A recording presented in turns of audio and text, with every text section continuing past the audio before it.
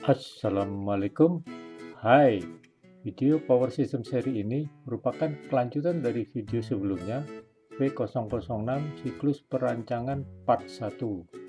Untuk part 2 ini akan saya bahas lebih dalam satu persatu dan saya buat pendek-pendek saja. Dimulai dengan part 2.1a yaitu kebutuhan atau needs. Silakan klik subscribe jika ingin selalu mendapatkan update, atau juga berpartisipasi dalam klik like, share, atau komen. Selanjutnya, mari kita mulai. Sekedar refresh, saya ulang materi utama dari video sebelumnya. Materi utama ini saya ambil dari Kahir Teknik nomor 169, HV Industrial Network Design, dan referensi lain yaitu IEEE 242-1986, IEEE Recommended Practice for Protection and Coordination of Industrial and Commercial Power System untuk saling melengkapi. Juga untuk menyegarkan kembali bahwa diagram ini mempunyai dua bagian loop, yaitu bagian loop untuk analisa dan seleksi, dan bagian loop untuk validasi dan optimasi. Jika ada perubahan parameter, maka loop harus bergerak lagi.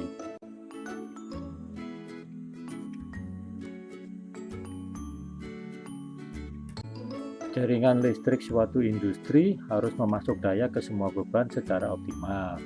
Singkatnya, teknis oke, komersial juga oke, alias tekno-komersial, yaitu investasi yang optimal, biaya operasi yang optimal, biaya kehilangan potensi produksi yang optimal, dengan memperhatikan faktor-faktor yang akan dijabarkan lebih lanjut. Kita mulai dari kebutuhan yang harus dipenuhi sebagai berikut. 1. Aman terhadap manusia. 2. Aman terhadap instalasi. 3. Kontinuitas catur daya. 4. Mudah mengoperasikan jaringan. 5. Biaya instalasi minimum. 6. Optimasi biaya listrik. 7. Perubahan jaringan dan perluasan ke depan. 8. Peningkatan jaringan. Selanjutnya, mari kita bahas satu persatu. Meskipun tidak semua negara memiliki standar dan aturan yang sama, prinsip-prinsip tertentu yang jelas harus ditaati. Pelarangan akses ke bagian yang bertegangan atau proteksi terhadap kontak langsung, sistem dilindungi terhadap kenaikan tegangan pada bagian struktur metal, proteksi terhadap kontak tidak langsung. Menghindari kesalahan operasi, misalnya melarang pengoperasian pemisah beroperasi saat saluran berbeban, larangan pembumian konduktor aktif. Kedua hal di atas dapat dilakukan dengan interlock atau melalui SOP. Nah, di sini dijabarkan beberapa macam interlocking. Mengatasi gangguan dengan cepat. Dari terjadinya gangguan, proteksi mendeteksi, trikoil diberi tegangan, dan kontak circuit breaker terbuka. Semakin cepat semakin baik, sehingga pemilihan jenis proteksinya pun harus tepat. 2. Aman terhadap properti atau instalasi. Instalasi listrik tidak boleh diberikan kondisi berlebihan di luar spesifikasinya, kekuatan teknis, kekuatan termal, dan sebagainya. Pemilihan spesifikasi, bahan dan perangkat menjadi utama.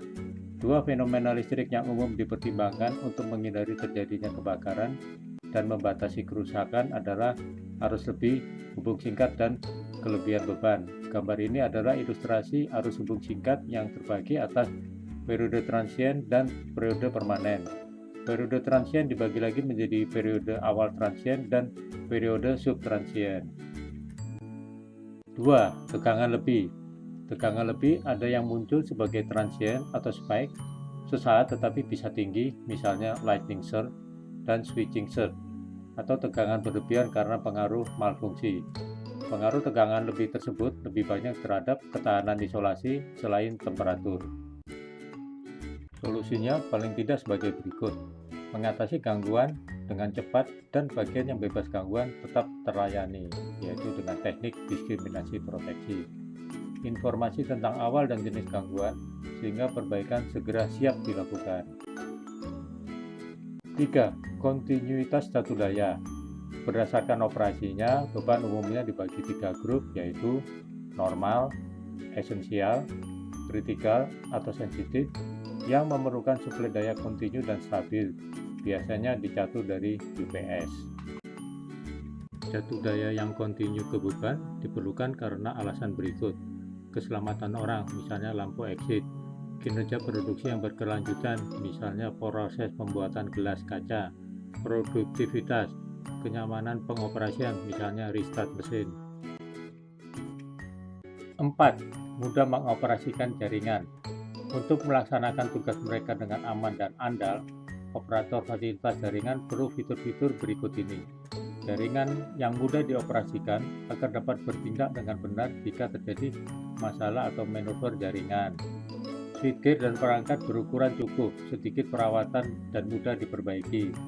Kontrol dan monitoring yang efisien, yang memfasilitasi kontrol jaringan jarak jauh secara real-time, sentralisasi di satu lokasi dari semua informasi yang berkaitan dengan keadaan proses listrik, baik yang normal maupun gangguan. 5. Biaya instalasi minimum. Biaya instalasi listrik minimal belum tentu berarti biaya awal minimum, tetapi merupakan jumlah dari 3 macam biaya, yaitu biaya investasi awal, biaya operasi dan pemeliharaan, biaya kerugian produksi terkait dengan desain dan setting proteksi jaringan, sistem proteksi yang digunakan, pilihan perangkat, dan pengaturan. 6. Optimasi biaya listrik. Ketika sebuah pabrik yang memiliki generator perlu untuk mengelola energi yang dipasok dari dan energi yang dihasilkan secara lokal atau sendiri sebaik mungkin. Sebuah sistem kontrol dan monitoring memungkinkan untuk mengoptimalkan biaya konsumsi listrik pabrik sesuai dengan kontrak dengan utilitas, penagihan tarif sesuai waktu, hari, dan musim, ketersediaan generator pabrik itu sendiri, persyaratan proses industri. 7. Perubahan jaringan dan perluasan ke depan. Saat merancang jaringan industri, sangat penting untuk membuat asesmen yang cermat tentang kebutuhan masa depan, terutama ketika perluasan akan dibutuhkan. Perubahan yang diperkirakan atau dihitung harus mempertimbangkan sebagai berikut: ukuran rating komponen utama, kabel, trafo, perangkat pengalih; rancangan diagram distribusi; perhitungan area untuk perangkat kelistrikan. Perencanaan ke depan ini akan menghasilkan pengelolaan energi yang fleksibel. 8. Peningkatan jaringan atau network upgrading. Konsumsi energi listrik yang meningkat saat ekstensi atau perluasan dibuat untuk memenuhi kebutuhan jenis baru dan semakin kuatnya mesin. Ini membuatnya wajib untuk meningkatkan dan atau merestrukturisasi jaringan. Perhatian yang lebih besar harus diberikan dalam analisa peningkatan jaringan dibandingkan dengan analisa instalasi baru, karena adanya tambahan kendala yang terlibat, yaitu perlu mempertimbangkan faktor keterbatasan dari fasilitas yang sudah ada, seperti kurangnya kekuatan elektrodinamika dan kekuatan dielektrik dari piranti yang ada atau peralatan yang ada, kendala kapasitas untuk memasuk daya ke beban besar, misalnya arus awal, stabilitas dinamis, kendala dari luas dan tinggi bangunan lama yang tidak dapat diubah, kendala dari lokasi geografis peralatan dan beban. Terima kasih telah melihat video ini sampai akhir. Semoga bermanfaat. Sampai berjumpa pada video berikutnya. Wassalamualaikum.